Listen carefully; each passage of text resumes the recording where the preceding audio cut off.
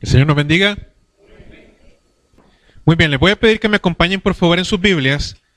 Vamos a ir al libro de Daniel, al libro del profeta Daniel. Daniel, capítulo 6. Daniel está a medio camino entre Salmos y el Nuevo Testamento.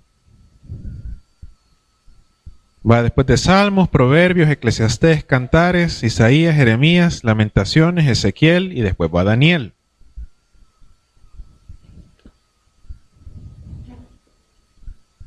Daniel, vamos a buscar el capítulo 6, si me acompañan por favor. Cuando lo encuentren pueden ponerse de pie.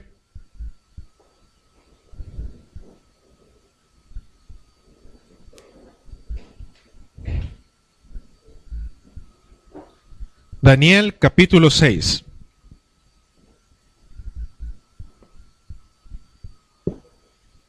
¿Ya lo encontraron todos? Muy bien. Si no tiene Biblia, cópiale a su vecino. Aquí sí se vale copiar. Pero solo hoy, porque aquí también hacen los exámenes. En los exámenes no se vale copiar, el domingo nada más. Muy bien. Daniel capítulo 6, leemos a partir del versículo 1 hasta el versículo 7. Dice así la palabra del Señor. Pareció bien a Darío constituir sobre el reino 120 sátrapas que gobernasen en todo el reino, y sobre ellos 3 gobernadores, de los cuales Daniel era uno, a quienes estos sátrapas diesen cuenta, para que el reino fuese perjudicado. Pero Daniel mismo era superior a estos sátrapas y gobernadores, porque había en él un espíritu superior, y el rey pensó en ponerlo sobre todo el reino. Entonces los gobernadores y sátrapas buscaban ocasión para acusar a Daniel en lo relacionado al reino, mas no podían hallar ocasión alguna o falta contra él, porque él era fiel, y ningún vicio ni falta fue hallado en él.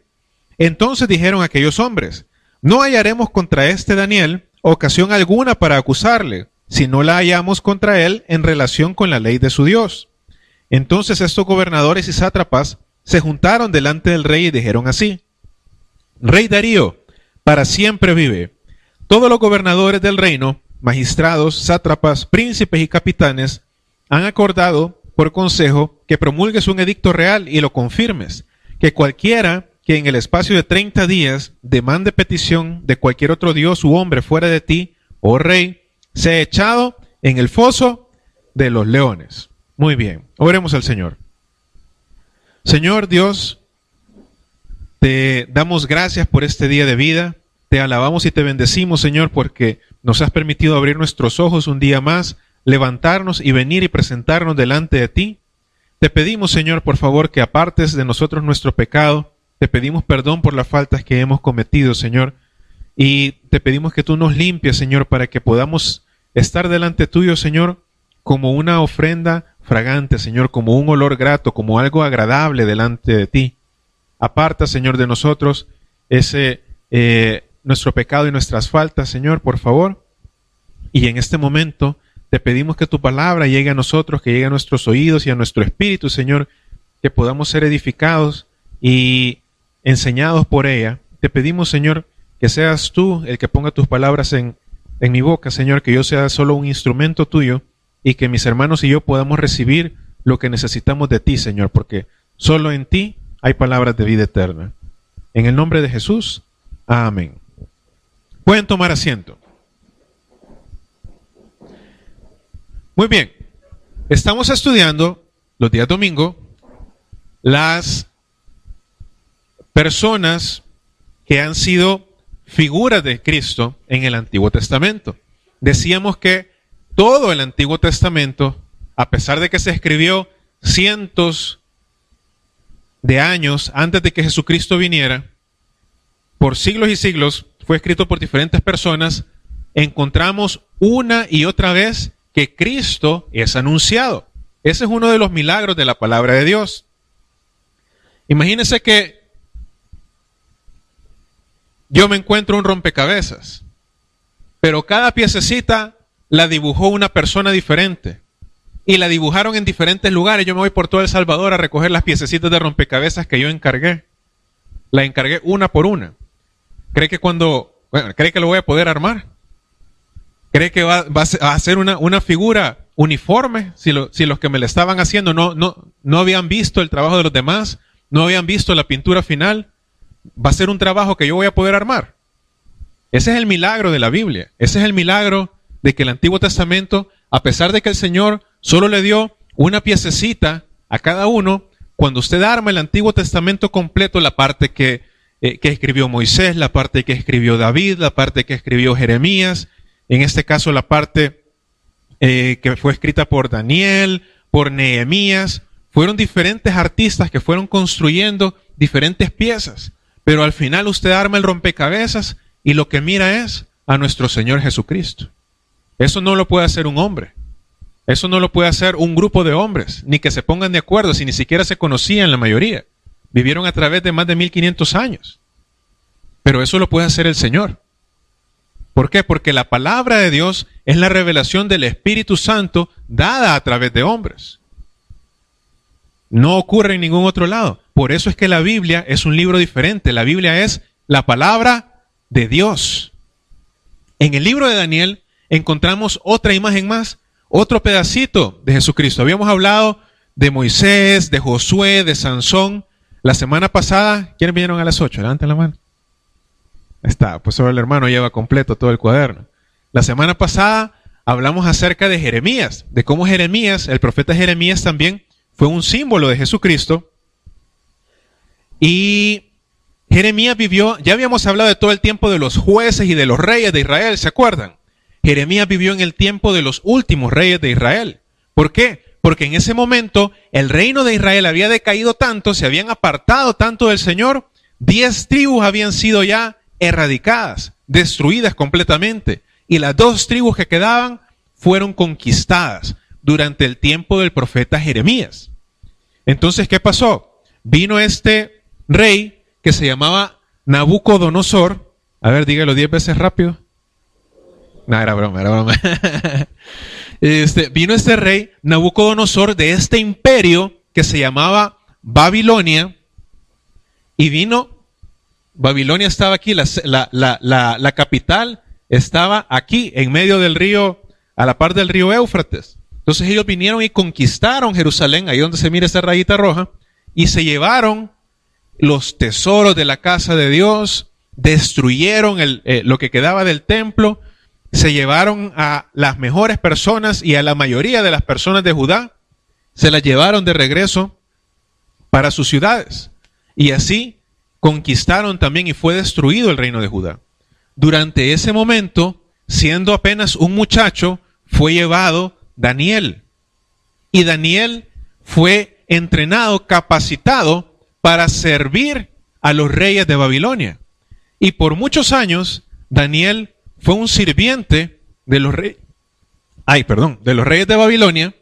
Fue un sirviente después de Babilonia. Vino otro imperio más grande. Bueno, aquí si nos ponemos en perspectiva, El Salvador es quizá un poquito más pequeño que esta isla, o más o menos del tamaño de la isla de Chipre. Entonces, para que se haga la idea del tamaño de ese imperio.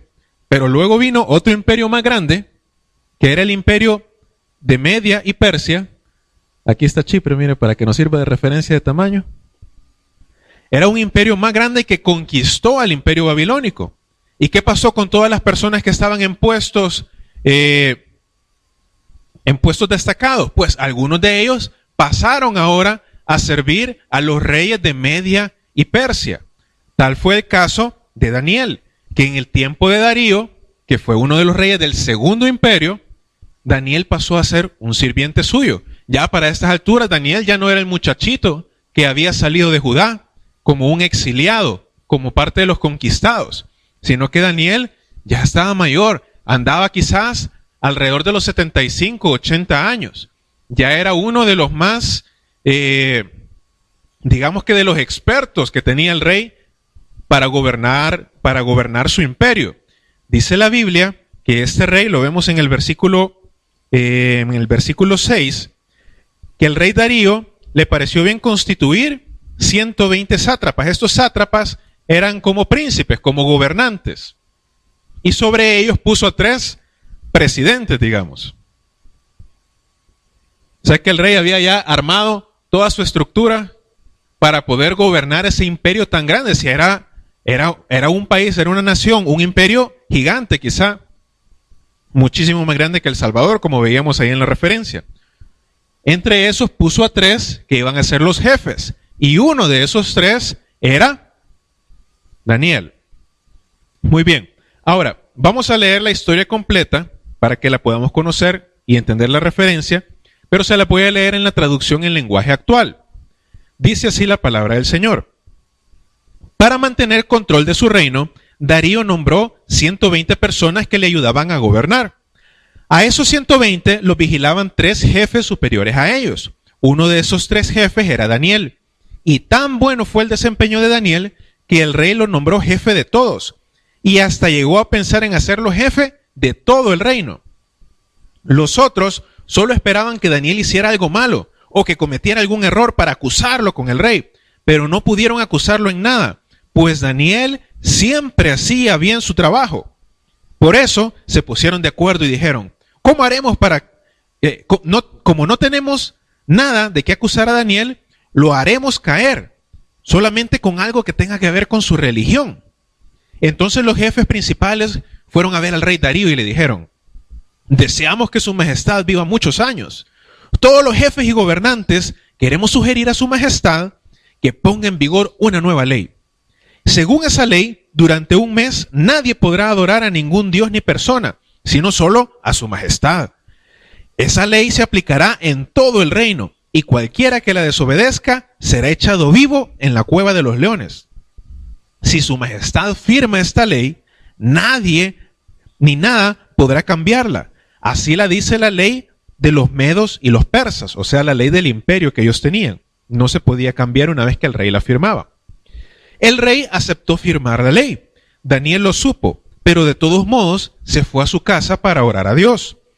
Daniel acostumbraba a orar 3 veces al día, así que entró en su cuarto, abrió la ventana y mirando hacia Jerusalén, se arrodilló y comenzó a orar.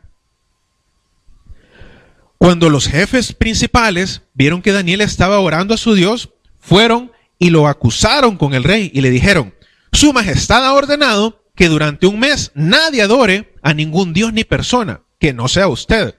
El mes no ha terminado todavía, ¿no es cierto? Además, su majestad ha ordenado también que quien desobedezca sea echado en la cueva de los leones. El rey respondió, así es, y la ley de los medos y los persas nadie la puede cambiar.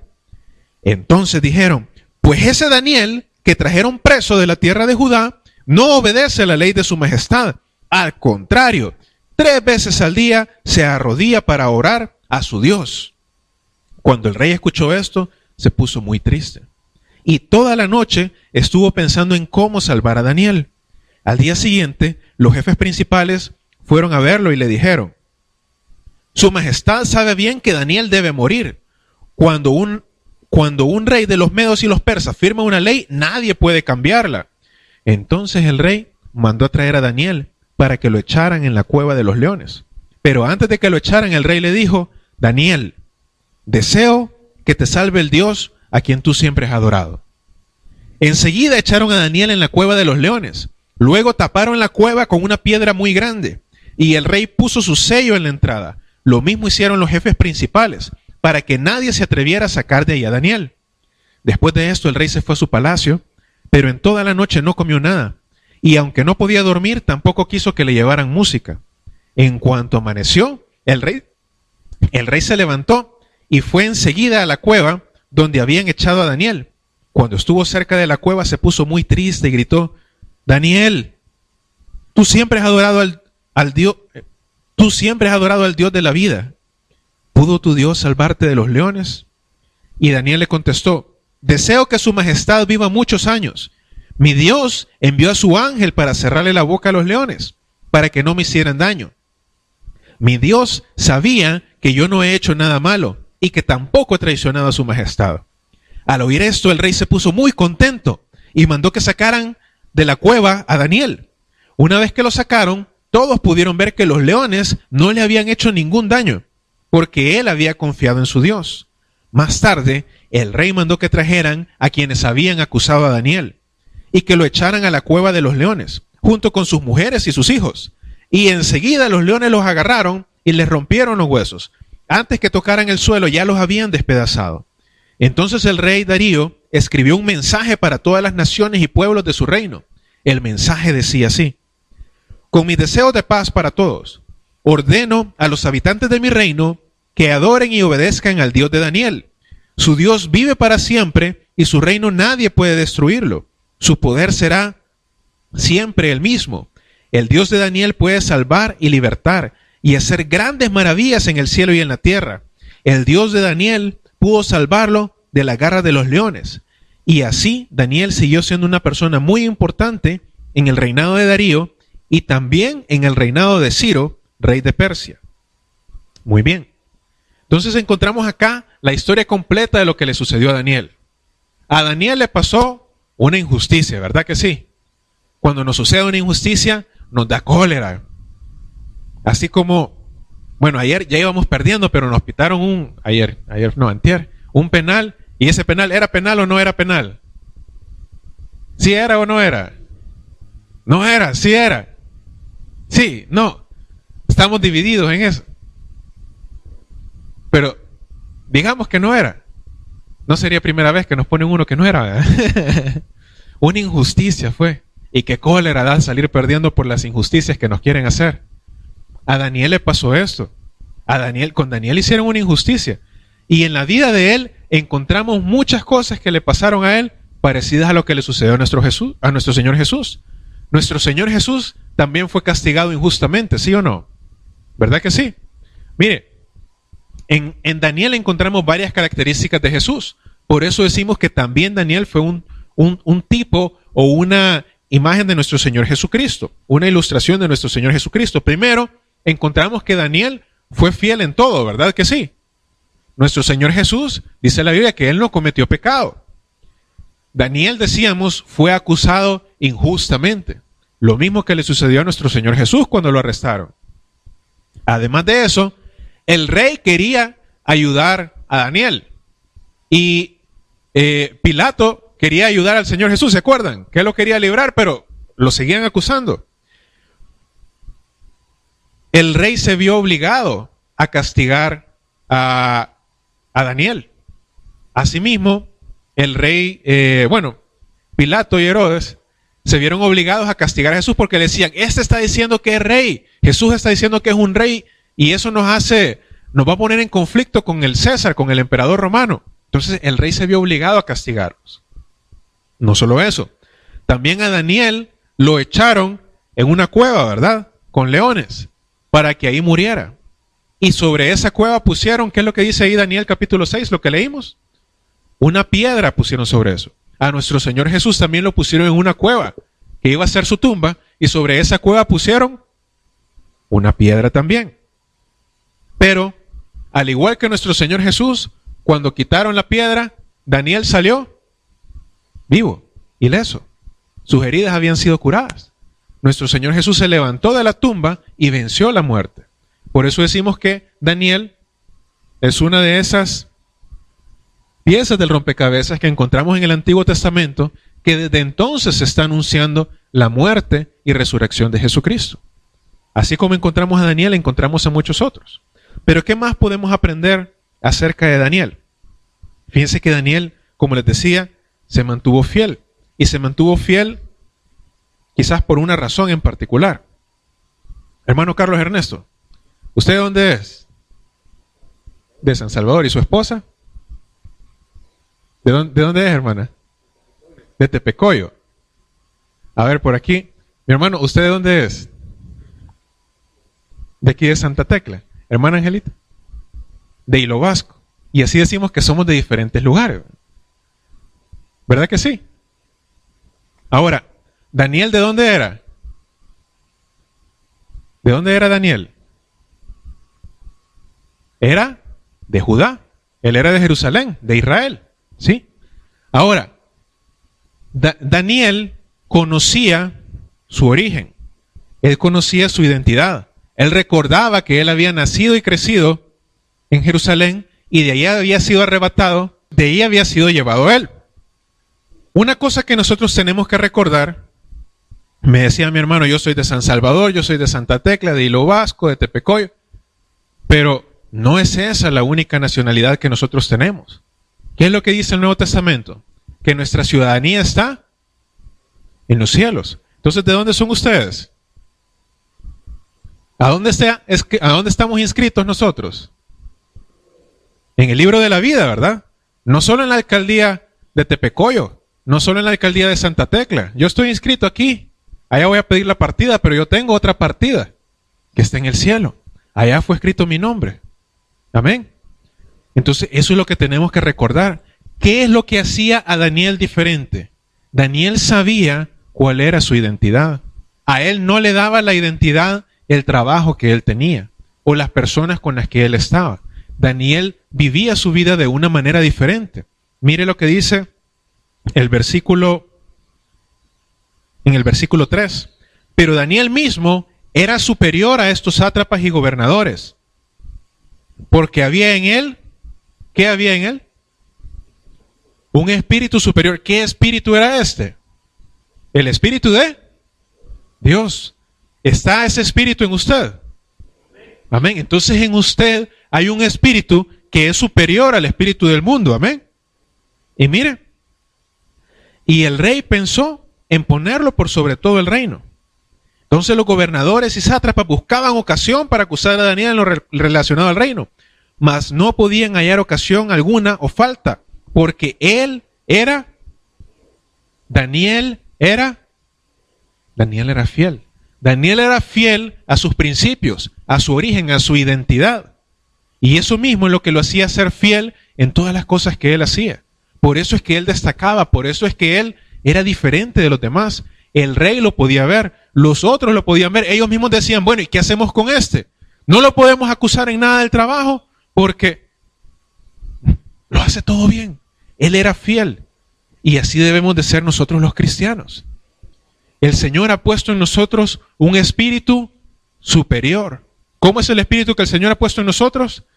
Es un espíritu superior. Sí, es el espíritu de Dios que vive en nosotros.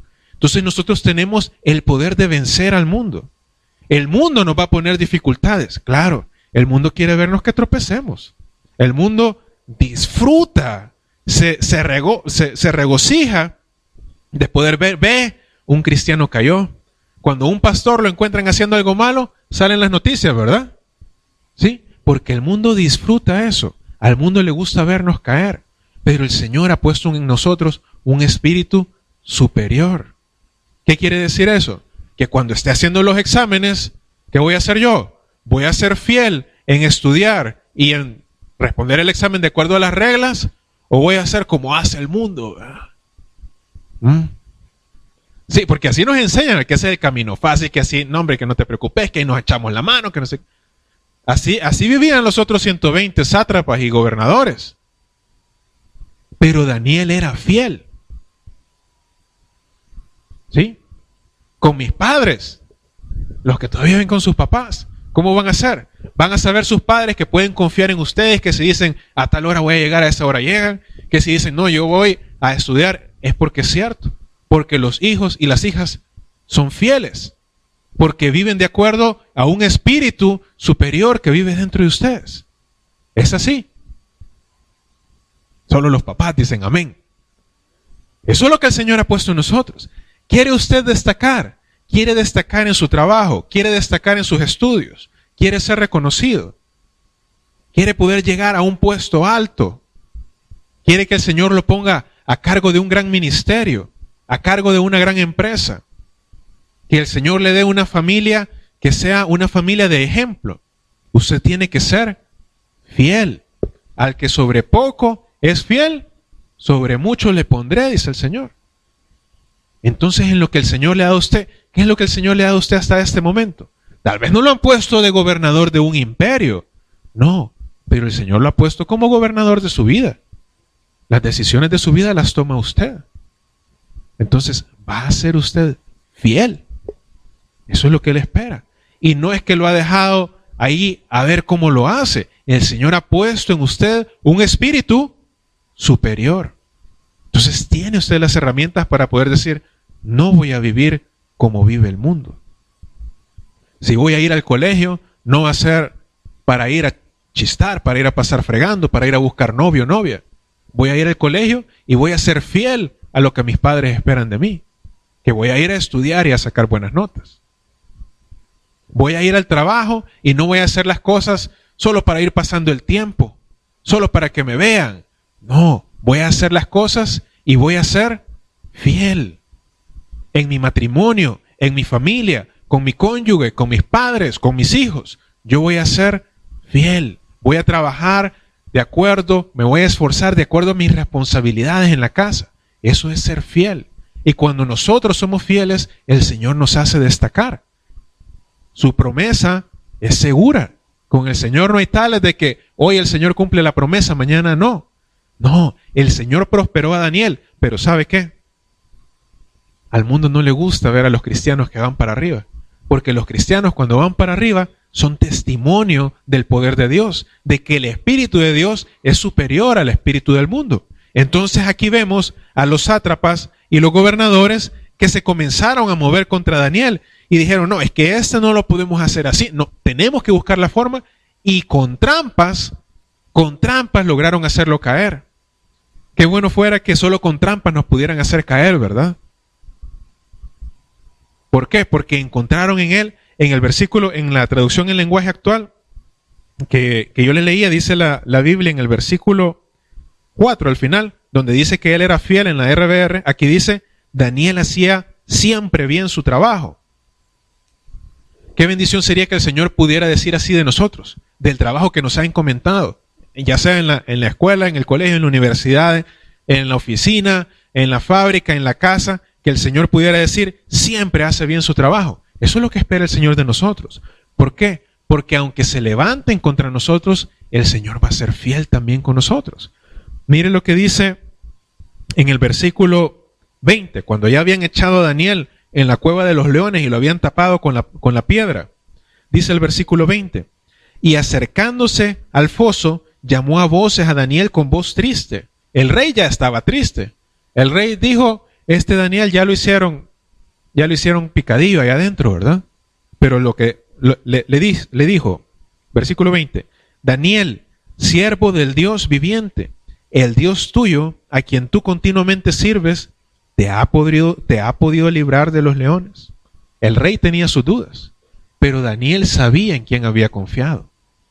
Dice que Daniel contestó, oh rey, vive para siempre, mi Dios envió su ángel, el cual cerró la boca de los leones, para que no me hiciesen daño, porque ante él fui hallado inocente, y aún delante de ti no he hecho nada malo. Daniel se sentía limpio. Y no es que Daniel nunca cometió pecado, no, si él era hombre también. Pero él se esforzaba por mantenerse fiel, inocente delante de Dios. Eso es lo que él espera de nosotros. Él sabe que en nosotros hay pecado. Él sabe que no podemos vivir una vida santa y perfecta. Esa solo Jesucristo la pudo vivir. Aún el mismo apóstol Pablo decía, lo malo que no quiero hacer, eso hago. El mismo apóstol Pablo, a quien el Señor utilizó para escribir más de la mitad de los libros del Nuevo Testamento. Aún él reconocía que había pecado en él, pero en él también veíamos un esfuerzo constante por agradar a Dios, que cuando hacía algo malo, que cuando se equivocaba, él decía, no quiero hacer eso, no lo quiero hacer, fue un error. Eso es lo que el Señor espera de nosotros. Si nosotros decimos, Señor, yo sé que he cometido un error, yo sé que he pecado, que te he ofendido, Señor, yo sé que hasta este momento quizá me he equivocado en la manera en que he estado haciendo las cosas en el trabajo o con mi familia o en esta relación que yo sé que no es agradable delante de ti. Señor, yo quiero comenzar a serte fiel. El Señor va a ser fiel también con nosotros. Él nos quiere sacar del lugar donde estamos. Daniel pasó de ser un sirviente cualquiera y llegó a estar prácticamente a cargo del imperio completo. No se nos tiene que olvidar que nuestra ciudadanía no está aquí en Santa Tecla, ni en San Salvador, ni en ningún lugar acá. Nuestra ciudadanía está en los cielos. Daniel vivió su vida completa en un lugar donde él no era ciudadano, igual que nosotros. Vivió primero en Babilonia, después en Susa, en imperios, en países que no eran los suyos. Nosotros vamos a vivir una vida completa en un país que no es el nuestro, en una tierra que no es la nuestra, con leyes que no son las nuestras. Las leyes que imperan aquí no son las leyes de nuestro rey, pero nosotros vamos a vivir nuestra vida de acuerdo a las leyes de nuestro rey. Y nuestro rey nos va a hacer que podamos superar cualquier dificultad que este país, que este mundo nos pueda poner. ¿Por qué? Porque si nosotros nos mantenemos fieles, Él ha puesto en nosotros un espíritu superior. Entonces podemos vencer las dificultades que el mundo nos ponga a nosotros, sin importar qué grande parezca, sin importar que parece que nos ha vencido. No, el Señor ha vencido al mundo y Él ha puesto su espíritu en nosotros. Entonces, aunque vivamos rodeados de personas que viven de acuerdo a una ley diferente, nosotros tenemos que vivir de acuerdo a la ley de Dios. Y vamos a ver que vamos a poder superar cualquier dificultad que se ponga en nuestro camino. Amén. Oremos. Señor, te damos gracias por tu palabra. Gracias, Señor, porque anunciaste el sacrificio de tu Hijo, su muerte, Señor, que fue puesto en una tumba, pero que salió victorioso, Señor. Lo anunciaste a través de la vida de Daniel. Gracias, Señor, porque el mismo espíritu que pusiste en Daniel, tu Espíritu Santo, habita ahora en nosotros. Gracias, Señor, porque nos has dado las herramientas para poder vencer al mundo. Gracias porque nos has dado el conocimiento de tu palabra, que nos dice cómo debemos de vivir delante de ti, Señor. Y porque tú eres fiel con nosotros siempre. Y aun si nosotros fuéramos infieles, tú permaneces fiel. Gracias, Señor, por haber enviado a tu Hijo Jesús a morir por nosotros, para poder restaurar ese nexo, para poder restaurar ese vínculo, y que ahora podemos venir delante de ti y decirte, papito, papá. Gracias, Señor, porque solo por tu misericordia puede suceder esto. No por nada que nosotros nos merezcamos, no por nuestras obras, sino por tu amor. Gracias, Señor. Y si en este momento hay alguien que nunca le ha entregado su vida a Jesús y quiere comenzar a tener esta relación con Dios, Él puede poner este espíritu superior en ustedes. Cuando nosotros recibimos a Jesús, el Espíritu Santo de Dios viene y habita sobre nosotros. Si alguien quiere reconocer a Jesús como su Señor, levante su mano para que podamos ayudarle y guiarle en una oración. Esta es su oportunidad de comenzar a vivir de acuerdo a una ley superior, de poder vivir su vida de acuerdo a lo que Dios espera de usted. Sus instrucciones están claras, su ley está clara, Él dejó su palabra escrita y como ella no hay otra. Si usted quiere comenzar a vivir su vida con Jesús como su Señor, levante su mano. Gracias te damos, Señor, por tu palabra. Te pedimos que tú nos ayudes a poder vivir de acuerdo a ese espíritu que has puesto en nosotros, para que podamos ver, Señor, cómo salimos victoriosos delante del mundo y no es el mundo el que tiene victoria sobre nosotros. En el nombre de Jesús, amén.